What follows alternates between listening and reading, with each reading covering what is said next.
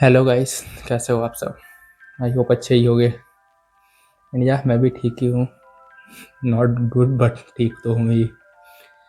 सो या आज के टॉपिक की बात करूँ तो आज हमारा बिल राज्यसभा से भी पास हो गया है। एंड जिस स्पीड से गवर्नमेंट इसको पास करवा रही है, मे बी नेक्स्ट 2-3 डेज और ये सिग्नेचर भी हो जाएगा and it will become a law and then we will become illegal. So ये चीज़ तो होने वाली है। तो उसी पे मुझे बात करना था। पहले तो बताऊं तो इस वजह से कल रात से I was not able to sleep and whole day I was not able to get up from my bed. Even if you guys can see I was आज in the same dress in which I was in yesterday. मैं सुबह से bed छोड़ा ही नहीं है मैंने कल रात से। हालत तो आज बहुत बुरी है।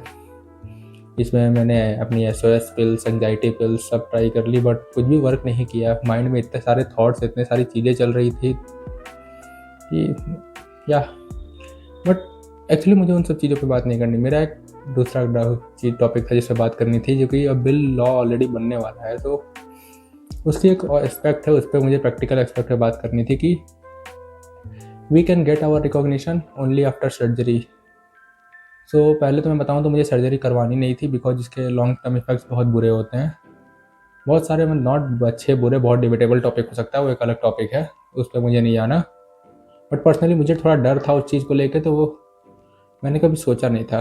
बट अगर आज मैं करवाने भी जाऊँ तो can I afford the surgery. जो इशू है, जो कंडीशन है, जितनी उसकी कॉस्ट होती है,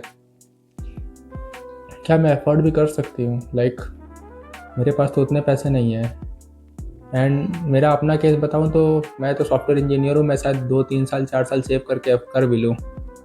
what about the other trans womens. हमारे देश की 90-95% ट्रांस वुमेन की कंडीशन मुझसे भी बहुत ज़्यादा बुरी है।